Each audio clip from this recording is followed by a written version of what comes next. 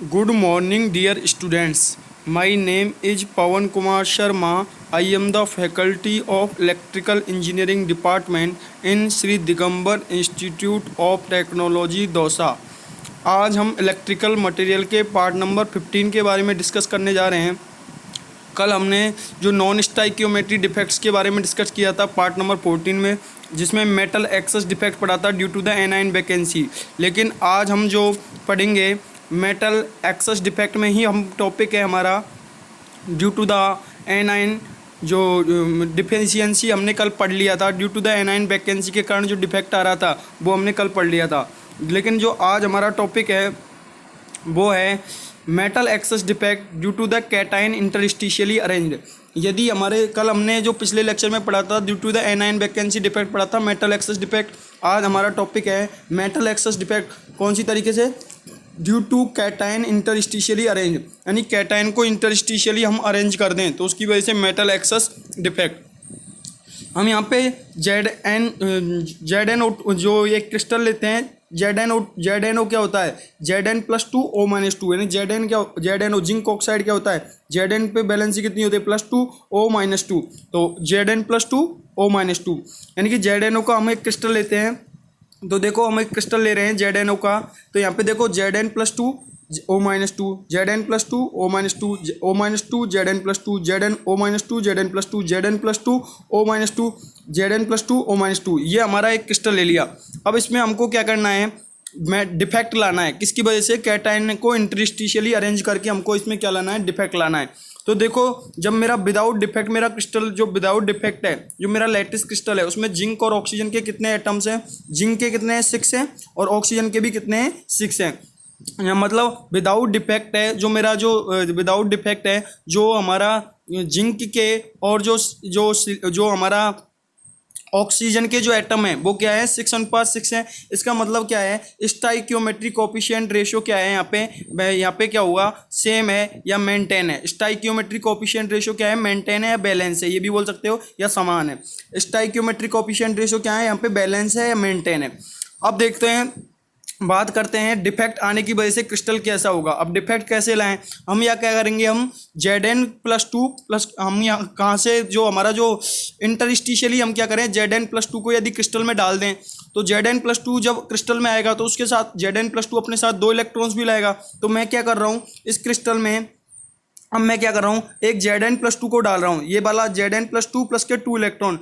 जब Zn+2 बाहर से आएगा तो वो 2 इलेक्ट्रॉन अपने साथ में लेके आएगा। तो Zn+2 देखो, Zn+2 प्लस के 2 इलेक्ट्रॉन, क्योंकि जो Zn+2 होता है उसकी जो कैटाइन, Zn+2 जो कैटाइन है उसकी साइज है वो क्या होती है, कम होती है। Zn+2 जो कैटाइन है, मैंने लिखा है ZnO, Zn+2 है ना, तो कैटाइन साइज स्मॉल, तो कैटाइन की साइज मतलब Zn+2 की साइज है वो बहुत कम होती है, साइज कम होती है। इसकी वजह से अब हम इसमें क्या कर रहे हैं, इंटरस्टिशियली कैटाइन को अरेंज कर देते हैं क्रिस्टल में। तो इंटरस्टिशियली क्या आ रहा है, Zn+2 आ रहा है, लेकिन Zn+2 आ तो रहा है लेकिन साथ में क्या ला रहा है, 2 इलेक्ट्रॉन ला रहा है। चूंकि मैंने पहले ही बता दिया है आपको कि जो हमारा Zn+2 की साइज कम होती है तो ये कहीं पे भी क्रिस्टल में यहाँ पे अरेंज हो गया, तो यहाँ पे अरेंज हो गया। और वैसे ही जो 2 इलेक्ट्रॉन ये साथ में ला रहा है, उन 2 इलेक्ट्रॉनों को तो थोड़ा सा स्पेस चाहिए कहीं पे भी अरेंज होने के लिए। मान लो 1 इलेक्ट्रॉन यहाँ पे अरेंज हो गया और 1 इलेक्ट्रॉन यहाँ हो गया, तो स्मॉल स्पेस की रिक्वायरमेंट पड़ती है इलेक्ट्रॉनों को वैसे ही। और Zn+2 की साइज, जो कैटाइन की साइज स्मॉल है, तो ये इसको थोड़ी सी जगह मिल जाएगी तो Zn+2 अरेंज हो जाएगा। और प्लस के 2 इलेक्ट्रॉन, और इलेक्ट्रॉन्स को कम स्पेस की रिक्वायरमेंट पड़ती है, ये कहीं पे भी एडजस्ट हो जाएंगे। तो ये 2 इलेक्ट्रॉन यहाँ पे, तो एक Zn+2 इंटरस्टिशियली अरेंज हो गया और उसके साथ 2 इलेक्ट्रॉन भी इसमें क्या हो गए, अरेंज हो गए। तो एक Zn+2 को मैंने यहाँ पे अरेंज कर दिया और ये 2 इलेक्ट्रॉन से 1 इलेक्ट्रॉन यहाँ पे अरेंज हो गया, 1 इलेक्ट्रॉन यहाँ पे अरेंज हो गया। अब देखते हैं, अब जो जिंक और ऑक्सीजन का हम रेशियो देखते हैं, तो जिंक और ऑक्सीजन का रेशियो क्या होगा, देखो एक बार, जिंक और ऑक्सीजन का रेशियो क्या है विद डिफेक्ट की वजह से जिंक और ऑक्सीजन का रेशियो क्या हो गया, जिंक के कितने एटम है, 7, 1 2 3 4 5 6 7, 1 2 3 4 5 6 और एक जिंक ये आ गया 7। तो जिंक के कितने एटम हो गए, 7 एटम हो गए। प्लस के जो हमारा ऑक्सीजन है, ऑक्सीजन कितने रह गए, देखो एक बार, 1 2 3 4 5 और 6, मतलब ऑक्सीजन कितने रह गए 6, और एक जिंक एक्स्ट्रा आ गया ना, तो जिंक का जो Zn और O, जिंक और ऑक्सीजन का रेशियो है वो क्या आ गया 7:6, यानी जिंक के कितने एटम है 7 है और O के कितने 6 है। जो जिंक है और ऑक्सीजन का रेशियो है वो कितना आ गया 7:6, है ना। तो इसका मतलब क्या हुआ, Zn क्या होता है, जिंक क्या होता है, मेटल होता है, तो मेटल किस में चला गया एक्सेस में चला गया, और जो मेटल है वो किस में चला गया एक्सेस में चला गया 7:6, यानी मेटल का जो रेशियो है वो बढ़ गया कंपेयर टू ऑक्सीजन के रेशियो की तुलना में, तो 7:6, यानी कि जो हमारा अनुपात आ रहा है जिंक और ऑक्सीजन का जो रेशियो है, जिंक और ऑक्सीजन का रेशियो है वो कितना आ गया 7:6। इसका मतलब जिंक जो क्या होता है मेटल होता है, तो मेटल का जो एक्सेस हो गया, इसका मतलब क्या हुआ मेटल का यहाँ पे क्या हो गया एक्सेस हो गया। यानी कि डिफेक्ट के साथ क्या होता है, इसमें जो मेरा एग्जांपल है इसमें जिंक का एक्सेस हो रहा है यानी मेटल एक्सेस हो रहा है, तो डिफेक्ट कौन सा आ गया मेटल एक्सेस डिफेक्ट। अब देखो इलेक्ट्रिकल न्यूट्रलिटी मेंटेन है, इलेक्ट्रिकल न्यूट्रलिटी मेंटेन है क्योंकि जितने नंबर ऑफ पॉजिटिव है उतने नंबर ऑफ नेगेटिव है क्रिस्टल में, जितने नंबर ऑफ पॉजिटिव है उतने नंबर ऑफ नेगेटिव है क्रिस्टल में, इसलिए इलेक्ट्रिकल न्यूट्रलिटी क्या है मेंटेन है। कैसे इलेक्ट्रिकल न्यूट्रलिटी कैसे मेंटेन है, देखो Zn+2 के पास कितना है चार्ज, पॉजिटिव चार्ज कितना है 2, और इलेक्ट्रॉन के पास 2 नेगेटिव चार्ज, 2 इलेक्ट्रॉन है, इलेक्ट्रॉनों के पास भी -2 नेगेटिव चार्ज है, तो Zn+2 इलेक्ट्रॉन के जो नेगेटिव चार्ज है इसको क्या कर देगा कैंसिल आउट कर देगा, जिससे ये क्या हो जाएगा उदासीन हो जाएगा। जो Zn+2 और 2 इलेक्ट्रॉन्स आए हैं, तो Zn+2 इलेक्ट्रॉन्स के जो नेगेटिव चार्ज है उसको पॉजिटिव चार्ज से कैंसिल आउट कर देगा, तो ये क्या हो जाएगा Zn+2 और 2 इलेक्ट्रॉन्स आए हैं ये क्या हो जाएंगे उदासीन, आपस में उदासीन हो जाएंगे, कैंसिल आउट हो जाएंगे। तो अब देखते हैं हम रेशियो जो इलेक्ट्रिकल न्यूट्रलिटी मेंटेन देखते हैं कि कितने पॉजिटिव और कितने नेगेटिव हैं। तो जिंक के पॉजिटिव कितने हैं, देखो 2 4 6 8 10 12, यानी जिंक के पॉजिटिव कितने हैं 12। इसी तरीके से ऑक्सीजन के कितने 2 4 6 8 10 12, और ऑक्सीजन के भी नेगेटिव भी कितने हैं -12, यानी कि ऑक्सीजन के भी 12 है और जो जिंक के कितने हैं जिंक के भी 12 हैं, तो इलेक्ट्रिकल न्यूट्रलिटी मेंटेन है। कहने का मतलब ये है जो Zn+2 जो साथ में आया था वो 2 इलेक्ट्रॉन्स लाया था, तो Zn+2 की साइज तो कम होती है, Zn+2 कहीं भी अभी अरेंज हो गया और इलेक्ट्रॉन्स को तो कम स्पेस की रिक्वायरमेंट पड़ती है, ये कहीं पे भी एडजस्ट हो गए क्रिस्टल में इंटरस्टिशियली अरेंज हो गए। इसके बाद में हुआ क्या, जो हमने जिंक और ऑक्सीजन का रेशियो निकाला विद डिफेक्ट, तो जिंक के एटम कितने आए थे 7, क्योंकि जिंक में एक Zn+2 और आ गया, तो जिंक के एटम कितने हो गए 7 और ऑक्सीजन के कितने रह गए 6, लेकिन 2 हमें फ्री इलेक्ट्रॉन मिल गए, तो एचसीआर रेशियो क्या हो गया चेंज हो गया। और नॉन स्टाइकियोमेट्रिक जो डिफेक्ट होते हैं उनमें क्या होता है एचसीआर रेशियो क्या हो जाता है चेंज होता है, स्टाइकियोमेट्रिक कोएफिशिएंट रेशियो चेंज हो जाता है। इससे अब देखो जो जिंक का एक्सेस हो गया यानी मेटल का एक्सेस हो गया, तो कौन सा डिफेक्ट आ गया मेटल एक्सेस डिफेक्ट। अब इलेक्ट्रिकली न्यूट्रलिटी कैसे मेंटेन है, क्योंकि जो 2 इलेक्ट्रॉन आए हैं वो जिंक के पॉजिटिव जो आयंस हैं, जिंक के जो पॉजिटिव चार्ज है वो इलेक्ट्रॉनों के नेगेटिव चार्ज के द्वारा क्या हो जाएगा कैंसिल आउट हो जाएगा, और इसको पूरे को क्या बना देगा उदासीन बना देगा। तो अब पॉजिटिव और नेगेटिव कितने रह जाएंगे, मैं आपको बताता हूं पॉजिटिव इलेक्ट्रिकल न्यूट्रलिटी कैसे मेंटेन रहेंगी, जितने पॉजिटिव है उतने नेगेटिव। इसने तो Zn+2 और 2 इलेक्ट्रॉन है ये तो क्या हो गए उदासीन हो गए, तो Zn के कितने हो गए 12, Zn के पॉजिटिव आयन भी 12 हैं और जो ऑक्सीजन के जो नेगेटिव आयन है वो भी क्या है 12 हैं, यानी कि पॉजिटिव आयन कितने हैं 12 और नेगेटिव आयन ऑक्सीजन के कितने हैं 12। तो इलेक्ट्रिकल न्यूट्रलिटी क्या है मेंटेन है कि नहीं है, तो इलेक्ट्रिकल न्यूट्रलिटी मेंटेन है। तो मेटल एक्सेस डिफेक्ट आपको समझ में आया होगा I hope. Due to free electron हमको मिल रहा है, तो फ्री इलेक्ट्रॉन की वजह से 2 फ्री इलेक्ट्रॉन्स मिल रहे हैं, तो फ्री इलेक्ट्रॉन्स की वजह से इलेक्ट्रिकल कंडक्टिविटी क्या हो जाती है इंक्रीज हो जाती है due to the reason of free electron paramagnetic behaviour. अब इसके कुछ physical property chemical property change होती हैं, वो क्या है फ्री इलेक्ट्रॉन हमको मिल रहा है, फ्री इलेक्ट्रॉन की वजह से इलेक्ट्रिकल कंडक्टिविटी बढ़ जाती है due to the reason of free electron paramagnetic behaviour show करता है, यानी फ्री इलेक्ट्रॉन की वजह से क्या करता है पैरामैग्नेटिक बिहेवियर दर्शाता है। पैरामैग्नेटिक बिहेवियर वही शो करते हैं जिनके पास फ्री इलेक्ट्रॉन होते हैं, यानी अब इनको यदि इनके सापेक्ष एक तरफ एन पोल रख देंगे और दूसरी तरफ नॉर्थ पोल, एक तरफ नॉर्थ पोल एक तरफ साउथ पोल यदि रख देंगे तो ये क्या करेंगे अट्रैक्शन शो करेंगे, उसको क्या बोलते हैं paramagnetic behaviour. Due to the free electrons की वजह से क्रिस्टल इज कलर्ड, क्रिस्टल क्या हो जाएगा कलर, फ्री इलेक्ट्रॉन मिल रहे हैं तो इसकी वजह से क्रिस्टल क्या हो जाएगा कलर्ड हो जाएगा, और कलर कैसा हो जाएगा येलोविश कलर का क्रिस्टल हो जाएगा, कलर कैसा हो जाएगा येलोविश कलर का। अब आता है non stoichiometry defect. Non stoichiometry defect में हमारा है metal deficiency defect. Metal deficiency defect में हमको क्या करना है मेटल की डेफिशिएंसी करानी है, मतलब मेटल्स की कमी करानी है। तो मेटल डेफिशिएंसी डिफेक्ट कब आता है where metals shows variable valency.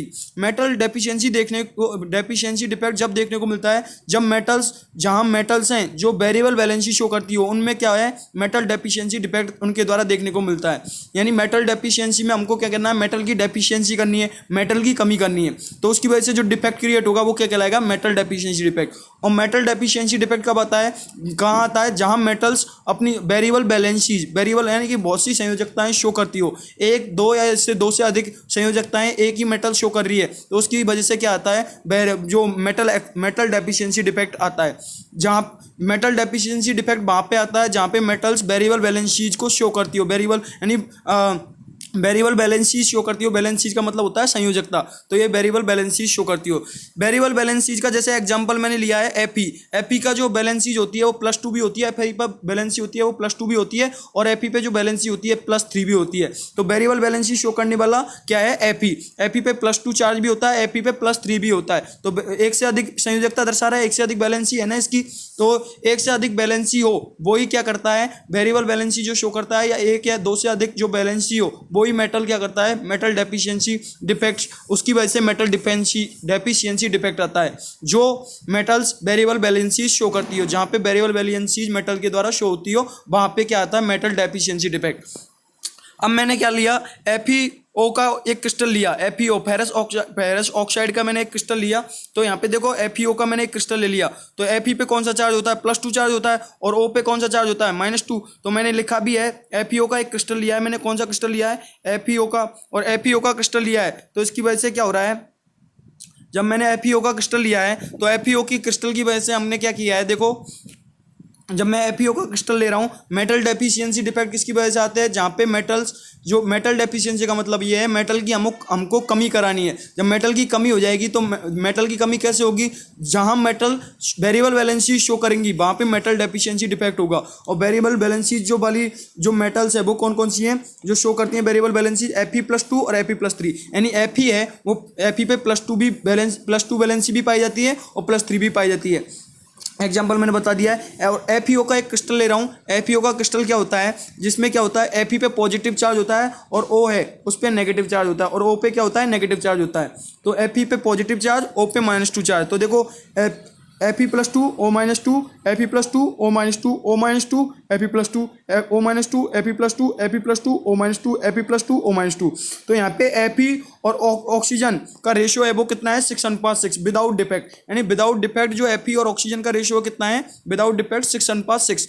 अब मेरे को क्या करना है, चूंकि ये डिफेक्ट वहाँ पे होता है जहाँ पे मेटल्स अपनी वेरिएबल बैलेंसी शो करती हैं, है ना। तो हमको क्या करना है, अब इसमें हमको क्या करना है, जो विदाउट डिफेक्ट वाला क्रिस्टल है उसमें हम क्या कर दें, दो जो हमारे 3 Fe+2 आयंस को हटा दें, उनकी जगह 2 Fe+3 आयंस डाल देंगे। तो उसकी वजह से क्या होगा, देखो अब मैंने क्या किया है, इसमें से 3 Fe+2 आयंस गायब कर दिए और उनकी जगह मैंने क्या कर दिया, 2 Fe+3 आयंस हैं वो इसमें इंजेक्ट करा दिए, है ना। तो देखो मैंने 3 Fe+2 आयंस गायब कर दिए, Fe+2 O-2। इस Fe+2 की जगह मैंने क्या रख दिया, Fe+3 O-2। Fe+2 की जगह मैंने क्या रख दिया, Fe+3 O-2, और यहाँ से मेरा गायब हो गया Fe+2 और Fe+2 O-2 Fe+2 O-2। तो मैंने क्या किया, 3 Fe+2 आयंस हैं वो तो गायब कर दिए, उनकी जगह मैंने क्रिस्टल में लैटिस में क्या कर दिए, 2 Fe+3 आयंस डाल दिए, 2 Fe+3 एटम्स डाल दिए। तो उसकी वजह से क्या होगा, जो हमारा जो डिफेक्ट है वो शो होगा। मतलब हमको करना क्या है, जो विदाउट डिफेक्ट Fe और ऑक्सीजन का रेशियो आ रहा था 6:6, लेकिन हमको क्या करना है, जो वेरिएबल मेटल डेफिशिएंसी डिफेक्ट वहाँ पे देखने को मिलता है जहाँ पे मेटल्स हैं जो वेरिएबल बैलेंसी शो करती हो। तो वेरिएबल बैलेंसी कौन सी शो करती है, Fe पे +2 चार्ज भी होता है, Fe पे +2 बैलेंसी भी होती है, +3 बैलेंसी भी होती है। तो अब हमको क्या करना है, यहाँ पे जो 3 Fe+2 क्रिस्टल्स को हटा के उनकी जगह मैं 2 Fe+3 के क्रिस्टल डाल दूँ, तो उसकी वजह से क्या आएगा, डिफेक्ट। देखो मैंने एक क्रिस्टल तो यहां से हटा दिया, एक यहां से हटा दिया, 2 एक यहां से रिमूव हो गया Fe+2 का क्रिस्टल। मतलब मैंने क्या किया, 3 Fe+2 हटा दिए, उनकी जगह 2 Fe+3 डाल दिए क्रिस्टल में।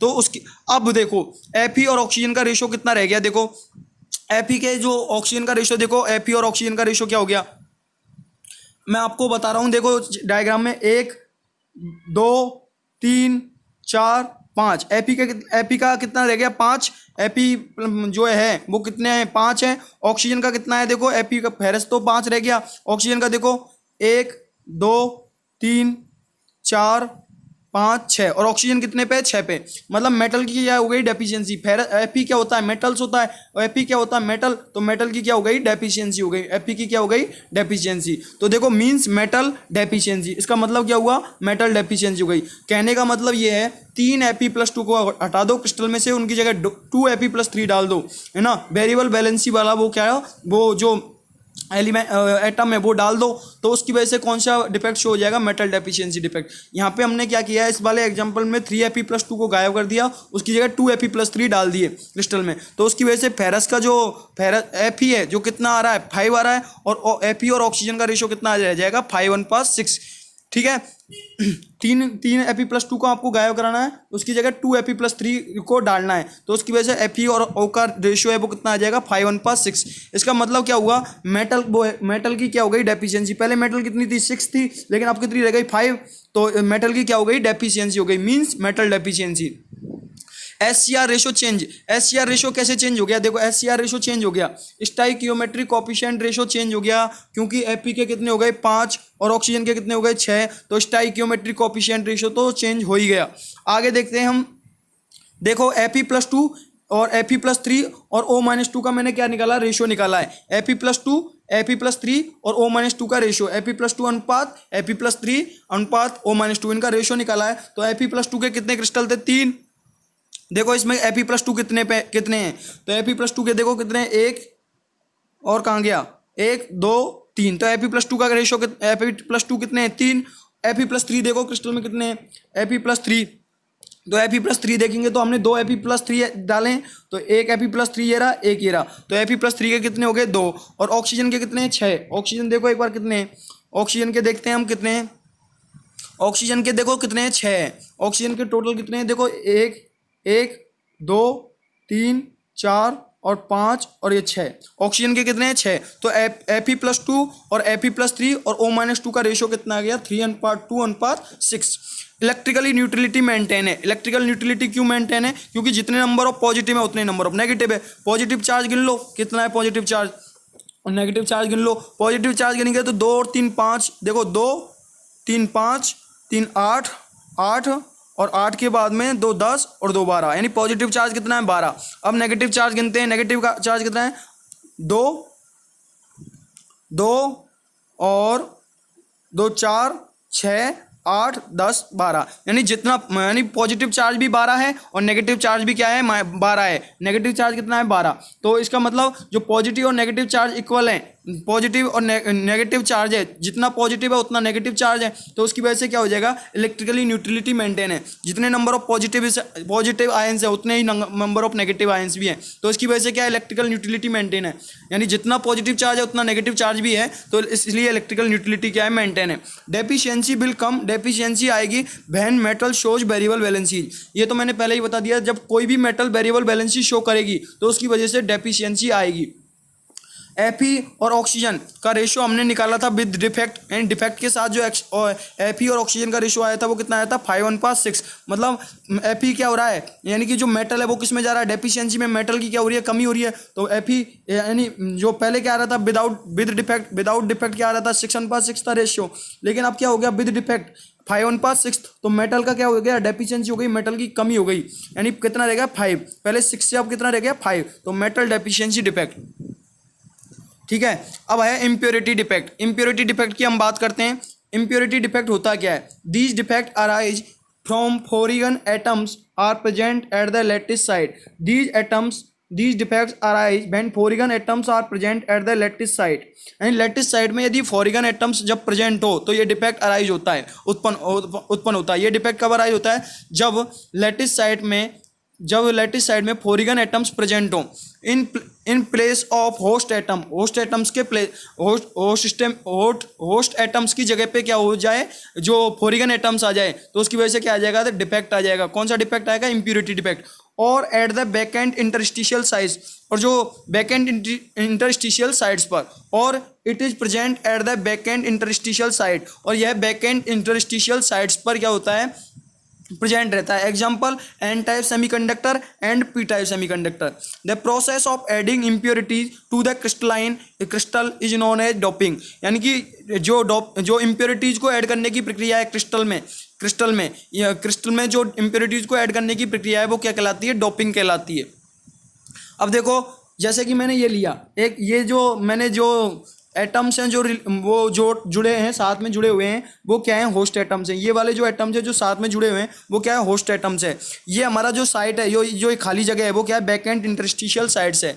क्या है, बैक एंड इंटरस्टिशियल साइट्स। अब मैं इसको क्या कर रहा हूँ, इसमें इम्प्योरिटी ऐड कर देता हूँ। इसमें मैंने इम्प्योरिटी ऐड कर दी, तो इम्प्योरिटी होती क्या है, डोपिंग। इम्प्योरिटी ऐड करना मतलब डोपिंग कराना। डोपिंग क्या होता है, process of adding impurity in crystalline और सॉलिड्स, यानी क्रिस्टल में इम्प्योरिटी को ऐड करने की प्रक्रिया या सॉलिड में इम्प्योरिटी को ऐड करने की प्रक्रिया क्या कहलाती है, डोपिंग कहलाती है। एक बार दोबारा देख लो, ये हैं जो होस्ट एटम्स है फिगर में, ये वाला जो क्रिस्टल है इसमें होस्ट एटम्स हैं, ये बैक एंड साइट है यानी खाली जगह है, खाली इंटरस्टिशियल साइड है, बैक एंड इंटरस्टिशियल साइड है। अब मैंने इसमें क्या किया, इम्प्योरिटी ऐड कर रहा हूँ, तो इम्प्योरिटी को ऐड करने की प्रक्रिया है क्रिस्टलाइंस में या सॉलिड में, क्रिस्टल में या सॉलिड में इम्प्योरिटी को ऐड करने की प्रक्रिया क्या कहलाती है, डोपिंग कहलाती है। लेट्स सी डायग्राम में देखेंगे तो these are the host atoms, ये क्या होते हैं, होस्ट एटम्स होते हैं, विच आर प्रेजेंट, जो उपस्थित होते हैं, and these are the back and interstitial sites. और कुछ यहाँ पे बैक एंड इंटरस्टिशियल साइड मैंने डायग्राम में बताई है, क्रिस्टल लैटिस में बताया। Now if you add any impurity to the crystal, यदि हम कोई भी यदि तुम ऐड करते हो इम्प्योरिटी, यदि क्रिस्टल में ऐड करते हो, यदि तुम क्रिस्टल में, अब इस क्रिस्टल में इम्प्योरिटी ऐड करोगे तो impurity can occupy free backend space. तो इम्प्योरिटी क्या करेंगे, जो खाली जगह है, खाली जगह वाली जो जगह है उसको ऑक्यूपाई कर लेंगी। Impurity can occupy free backend space, जो खाली जगह वाला स्थान है उसको इम्प्योरिटी क्या कर लेगी, ऑक्यूपाई कर लेगी। और it occupy the host atom space also, और ये होस्ट एटम का जो स्पेस है उसको भी ये ऑक्यूपाई कर सकती है। या तो ये फ्री बैकेंड स्पेस को ऑक्यूपाई करेगी इम्प्योरिटी, या जो होस्ट एटम का जो स्पेस है उसको भी ऑक्यूपाई कर सकती है। मतलब जो इम्प्योरिटी है वो फ्री बैकेंड स्पेस को भी ऑक्यूपाई कर सकती है, और जो हमारा होस्ट एटम पे जो स्पेस है उसको भी ऑक्यूपाई कर सकती है। So this process of known as doping, इसलिए इस प्रक्रिया को हम क्या बोलते हैं, डोपिंग बोलते हैं। यानी कि जब हम इम्प्योरिटी ऐड करते हैं तो वो फ्री बैकेंड स्पेस है जो उसको ये ऑक्यूपाई कर सकती है, या होस्ट एटम का जो स्पेस है उसको भी ऑक्यूपाई करती है, इसलिए इस प्रक्रिया को हम क्या बोलते हैं, doping. Process of adding impurity to the crystalline or solid is known as doping, यानी कि जो इम्प्योरिटी को ऐड करने की प्रक्रिया क्रिस्टलाइन में या सॉलिड में, क्रिस्टल में या सॉलिड में इम्प्योरिटी को ऐड करने की प्रक्रिया क्या कहलाती है, डोपिंग कहलाती है। For example in case of ionic solid the impurities are introduced by adding impurity of ions. Example in case of ionic solids the impurities are introduced by adding impurities of ions, यानी ionic solid के case में जो impurity हमको introduce करानी है वो ions की impurity add करने के द्वारा इंट्रोड्यूस होगी। यानी इम्प्योरिटी कैसे ऐड होगी आयोनिक सॉलिड में, आयंस की इम्प्योरिटी हमें ऐड करनी पड़ेगी। इम्प्योरिटी इंट्रोड्यूस कराने के लिए हमें क्या करना पड़ेगा, आयन की इम्प्योरिटी ऐड करनी पड़ेगी, किसमें, आयोनिक सॉलिड में।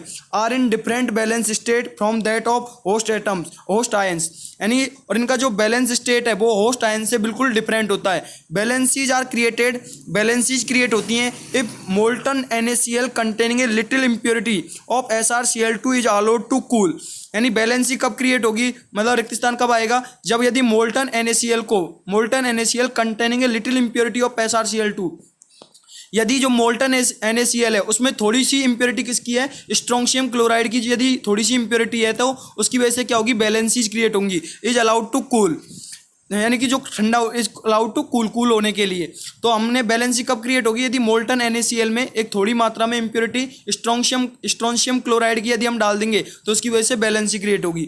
The vacancies of Na+ ions are created, तो Na+ आयंस की बैलेंसीज क्रिएट होंगी, and these are occupied by Sr+2 ions, और ये ऑक्यूपाई किसके द्वारा, जो बैलेंसी जो रिक्त स्थान Na+ आयंस के द्वारा क्रिएट होगा उसको किसके द्वारा भरा जाएगा, Sr+2 आयंस के द्वारा ऑक्यूपाई किया जाएगा, भरा जाएगा। ठीक है, अब देखो suppose B use NaCl crystal, हमने क्या लिया है, NaCl का क्रिस्टल लिया है, Na+Cl- Na+Cl- Na+Cl- Na+Cl- Na+Cl- इस तरीके से हमने क्रिस्टल ले लिया। अब हमको क्या करना है, सॉलिड NaCl को, मतलब जो सॉलिड NaCl है उसको SrCl2 के द्वारा क्या करना है, हीटअप करना है। यानी कि सॉलिड NaCl को स्ट्रोंशियम क्लोराइड के साथ हीट करना है हमको। जो सॉलिड NaCl है उसको स्ट्रोंशियम क्लोराइड के साथ हमें क्या करना है, हीटअप करना है।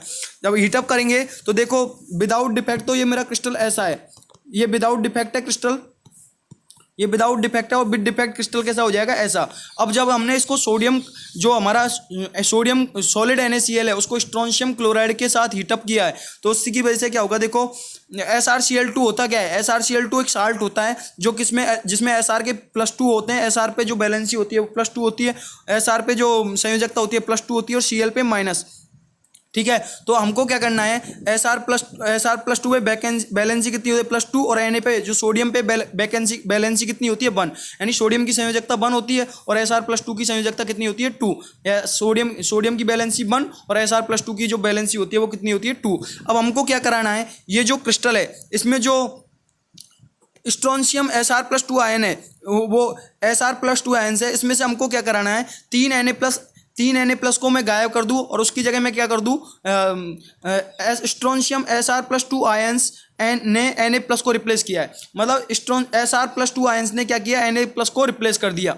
ठीक है, तो Na+ is replaced by strontium ions, Na+ को रिप्लेस किया गया है किसके द्वारा, स्ट्रोंशियम आयन के द्वारा। हाँ, तो Na+ को रिप्लेस किया गया है स्ट्रोंशियम आयन के साथ। तो हमने क्या किया, अब देखो इसमें से हमने क्या किया, जो Na के 3 एटम निकाल दें, और इसमें Sr के क्या कर दे, Sr के हमने क्या कर दिया, एक एटम डाल दिया।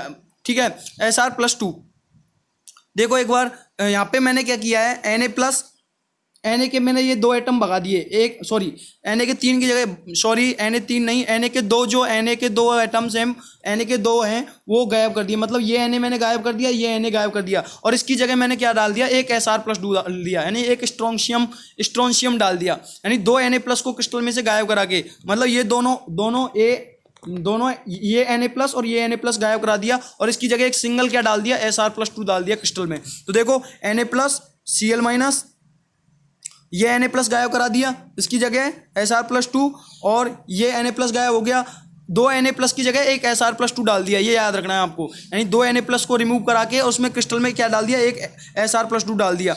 देखो एक ये गायब करा दिया, एक ये गायब करा दिया, तो यहाँ पे Na नहीं है ना, और यहाँ पे एक Na नहीं है, तो 2 Na को हटा के, 2 Na+ को हटा के एक SR+2 क्रिस्टल में मैंने क्या कर दिया, ऐड कर दिया, क्रिस्टल में ऐड कर दिया। तो देखो मैंने लिखा भी है, Na+ इज रिप्लेस्ड, 2 Na+ को हमने रिप्लेस किया है by strontium ion SR+2 ions के द्वारा। Na+ जो हैं 2 Na+ हैं, 1 और 2, दोनों Na+ को हमने रिप्लेस किसके द्वारा किया है, SR+2 आयंस के द्वारा, SR+2 आयंस के द्वारा हमने रिप्लेस किया है। Na+ को किसके द्वारा रिप्लेस किया है, स्ट्रोंशियम SR+2 आयंस के द्वारा। एक बार दोबारा बोल रहा हूँ, 2 Na+ आयंस को रिप्लेस कराना है, 2 Na के जो आयन है, Na+ के आयंस है, उनको रिप्लेस कराने के एक सिंगल SR+2 आयंस के द्वारा उसको रिप्लेस कराना है। 2 Na+ आयंस को एक सिंगल SR+2 आयंस के साथ रिप्लेस कराना है, जैसा कि फिगर में दर्शाया है मैंने, जैसा कि मैंने क्रिस्टल में दिखाया है। ठीक है, तो ये हो गया Na+ इज 2 लिख लेना, 2 Na+ के, 2 Na+ को रिप्लेस करा दिया किसके द्वारा, SR+2 आयंस के द्वारा, यानी 2 Na को हटा दो और उसकी जगह क्या डाल दो, एक SR+2 डाल दो। अब तो आ गया होगा समझ में। Lower valency is replaced by higher valency, कहने का मतलब ये है, Na पे बैलेंसी कितनी थी, Na की बैलेंसी कितनी है 1, और SR की बैलेंसी कितनी है 2, तो लोअर बैलेंसी को, मतलब लोअर बैलेंसी वाले को हटा के उसकी जगह हायर बैलेंसी के द्वारा उसको लोअर बैलेंसी को रिप्लेस करा दिया, यानी लोअर बैलेंसी को हटा दिया, उसकी जगह हायर बैलेंसी वाला जो आयन है, हायर बैलेंसी वाला जो आयन है वो हमने डाल दिया। ठीक है, तो lower valency is replaced by higher valency. Electrical neutrality क्यों मेंटेन रहती है, जितने नंबर ऑफ पॉजिटिव है उतने नंबर ऑफ नेगेटिव भी हैं। तो देखो पॉजिटिव कितने हैं और नेगेटिव कितने हैं, पॉजिटिव देखते हैं, पॉजिटिव कितने हैं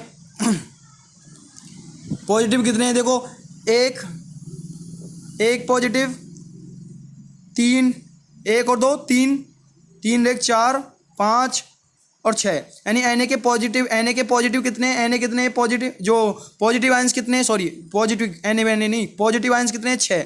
अब नेगेटिव देखो 1, 2, 3, 4, 5 और 6, 1, 2, 3, 4, 5, 6, यानी Cl के कितने हैं 6, Cl पे माइनस चार्ज है, यानी पॉजिटिव देखो एक बार बताओ, पॉजिटिव आयंस कितने हैं, 1 और 2, 3 और 1 4, 4 एक 5, 5 और 1 6, यानी पॉजिटिव कितने हो गए 6, प्लस कितने हो गए 6, और बराबर माइनस देखते हैं, अब माइनस कितने हो गए, तो माइनस देखते हैं 1, अब माइनस देखते हैं, देखो 1,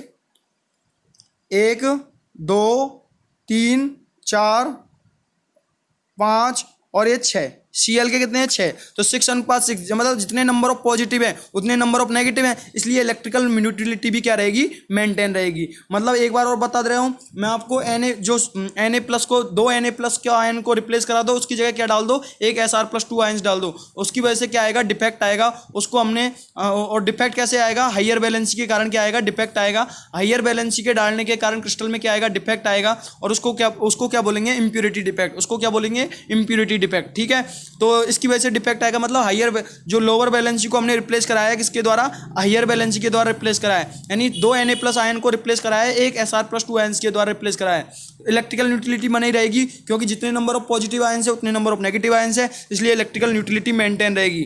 thank you dear students, thank you.